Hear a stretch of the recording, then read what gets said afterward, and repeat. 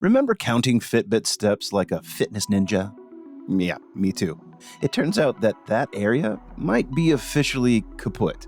We strapped those colorful bands on our wrists, became data harvesting cyborgs, and dreamt of becoming Olympian-level health gods. But remember that New Year's resolution on January 2nd? Fitbit is shrinking fast.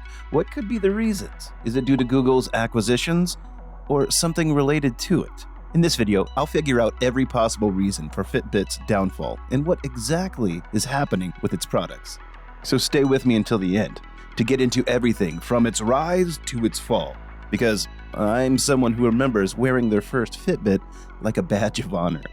First, let me tell you that Fitbit is an American company of fitness and electronics products.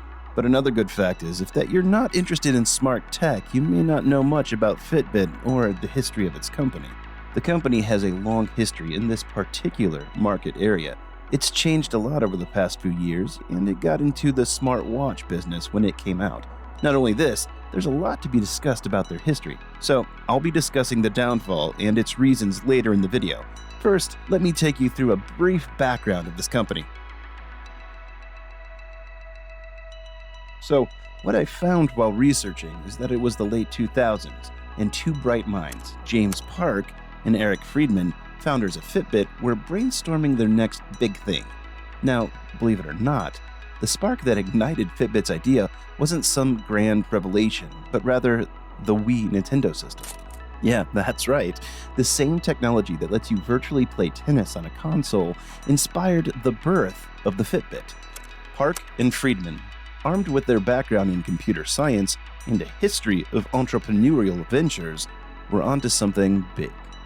So, with a dream in their hearts and a mere $400,000 in their pockets, they started their Fitbit journey. And I think that was enough for the two genius minds to get onto something big. But let me tell you, getting this bird off the ground wasn't a walk in the park. They expected maybe 50 pre-orders, a nice pat on the back for their effort. Instead, they walked away with 2,000 orders in one day. Boom! Suddenly, the pressure was on. They had the hype, but no prototype. No manufacturing experience. Basically, just two dudes and a stack of excited pre-orders. Despite their brilliant idea, raising funds wasn't a cakewalk. It took them a while to cobble together enough resources to even build a prototype. Imagine that, a groundbreaking idea without the funds to make it a reality. Fast forward to 2009, and finally, the first Fitbit was born. Not the sleek wristband design we're accustomed to today, but more like a tiny MP3 player that could clip onto your tire. This little gadget tracked your steps, sleep, and calories. Basic stuff. But back then, it was revolutionary. People went nuts for it. Orders flooded in, investors swooned, and Fitbit grew like a gym rat on protein shakes. And I find this interesting. There was no smartphone connectivity. It synced with a wireless base within 10 feet. It was definitely a different era. Now, despite their early manufacturing hurdles, Fitbit took off like a rocket. Within a year, they racked in thousands of orders, securing a solid place in the wearable tech market. In 2010, they raised a whopping $8 million, a far cry from their humble $400,000 beginnings. And guess what? They struck a deal with Best Buy, catapulting their product onto the shelves and into our lives. Then came the evolution. Fitbit kept churning out new trackers like a fitness-obsessed factory. The Fitbit Ultra was launched, adding new features like fitness badges and an altimeter. And let's not forget their iPhone app debut, the beginning of a whole new era in fitness tracking. 2012 was a game changer. Fitbit expanded its arsenal, introducing non-wearable tech like the Area Weight Scale, and not one, but two new trackers, the Fitbit One and the Fitbit Zip. That's fun to say. They were on a roll, and investors were lining up to be part of this fitness frenzy. But 2013 was when the Fitbit Flex emerged, their first wrist-worn tracker. This gadget quickly became the face of Fitbit. There were bumps in the road, though. The Fitbit Force had to be recalled due to skin irritation complaints, but that didn't stop them. And then I learned that in 2015, they did what every ambitious tech company does. They went public. Boom, Fitbit shares soared, making Park and Friedman a whole lot richer. But just like that honeymoon phase in any relationship, the excitement faded. Apple entered the ring with its fancy Apple Watch, and competition from cheaper trackers started nibbling at Fitbit's market share. Now, what I found is that it started changing around 2016. That post-IPO high faded like a cheap spray tan, and the wearables market fizzled faster than a flat soda. More than $8 billion evaporated from Fitbit's market cap. And suddenly Apple and Xiaomi were stealing lunch while they weren't looking. It was a tough pill to swallow, watching their lead slip away. Fitbit was like a slow starter. They were hesitant to dive into the smartwatch pool, clinging to their fitness tracker niche like a climber refusing to try a zipline.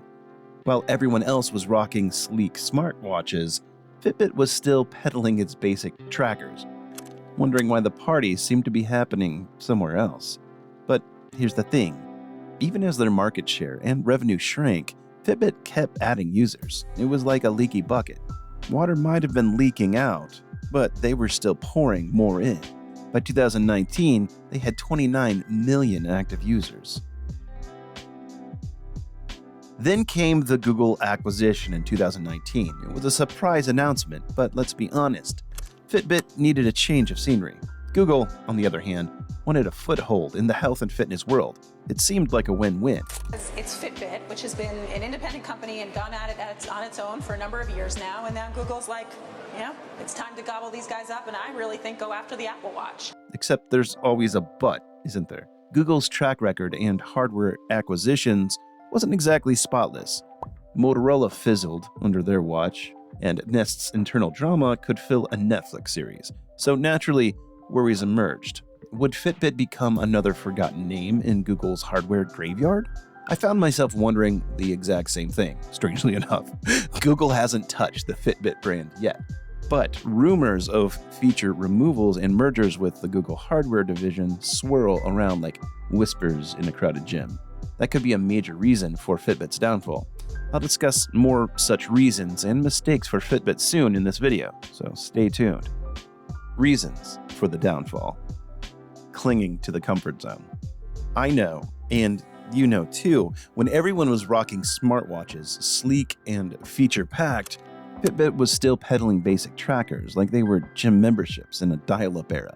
They were slow to jump on the smartwatch bandwagon, clinging to their fitness niche like a marathon runner, refusing to try the cool new cycling track. While the competition was busy adding apps, music, and fancy payment options, Fitbit was stuck counting steps and reminding us to drink water, which, to be fair, we needed. It's like watching a VHS rental store trying to compete with Netflix. Sure, there's nostalgia, but the future is streaming. Remember the Fitbit Force recall because it gave people rashes? Or the lawsuit about the inaccurate heart rate tracking? Yeah, not exactly confidence boosters.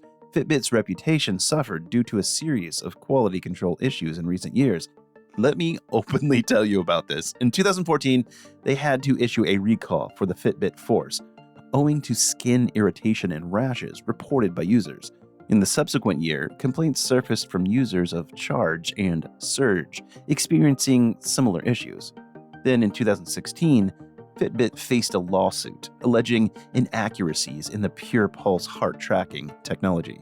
And if that wasn't enough, the company found itself in another legal tussle last year when Fitbit Flex 2 reportedly exploded. Fitbit, however, maintained that the incident was caused by what they termed as external forces. Adding to the string of troubles in the development journey of its iconic smartwatch, which hit the market recently, was marred by production delays, issues with waterproofing and GPS functionality, and even witnessed the departure of several vital team members. So every time I read about another quality control drama, I cringe a little bit. Building trust is hard, and losing it is oh so easy, especially when putting something on your body that's supposed to be good for you. Fitbit learned this the hard way, and the scars, both literal and metaphorical, still linger. The Ionic was supposed to be Fitbit's ground entrance into the smartwatch arena, their shining armor in the battle against Apple and Samsung. But when it arrived, it felt more like a cardboard cutout than a valiant knight. The reviews were lukewarm at best, with critics calling it passable and not quite iconic. Sure, it had a longer battery life than the Apple Watch, but the software felt unfinished, the App Store limited, and Fitbit Pay looked like a latecomer to the mobile payments party. It was like watching a promising rookie trip on their shoelaces before the big game. Now, I know the Ionic boasts advantages over the Apple Watch 3, like an extended battery life, up to 4 days, and more wallet-friendly price tag of $300. However, there are concerns regarding some of its software features, which appear either incomplete or poorly executed. Take, for instance, its app functionality. While the Ionic does support apps, it lacks a comprehensive app store to rival the extensive offerings on platforms like Apple's Watch OS, Garmin's Connect IQ apps, and Alphabet's Android Wear apps. Additionally, its new Fitbit Pay feature may encounter challenges competing with established players like Apple Pay and Android Play, which entered the scene much earlier. Revenue wasn't growing. Their pricing power was shrinking, and Fitbit went on a market and R&D spree. It was like throwing more ingredients at a dish when the recipe itself was flawed. The result? A plummeting operating margin, and Wall Street expecting their bottom line to stay red. I'm not a very decent cook, but even I know that's not the way to fix a burnt souffle. When hardware sales slowed down, Fitbit tried to diversify by venturing into the world of software subscriptions. They launched Fitbit Coach, a personalized training app, but it felt more like a consolation prize than a game changer. It lacked the depth and features of its competitors, leaving users feeling like they were paying for a beta version of what could have been. The future of Fitbit feels like a mystery novel at this point. Will they reclaim their fitness throne under Google's wing, or will they fade into the background, another chapter in the tech world's ever-changing story? I don't have the answers, but I'm hooked, waiting to see how the next chapter unfolds.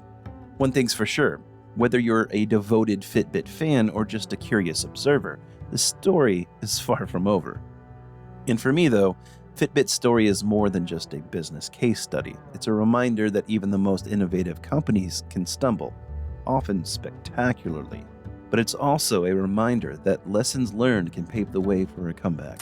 So I'll keep an eye on Fitbit, cheering them on from the sidelines, because while their current chapter might be filled with missteps, who knows what the next one holds. Maybe, just maybe, they'll find their footing again and remind us why we all sported those chunky bracelets in the first place. After all, a good comeback story is always worth rooting for, right? What do you guys think about Fitbit's rise and fall? Write me down in the comments section below, and don't forget to subscribe to the channel. See ya in the upcoming video.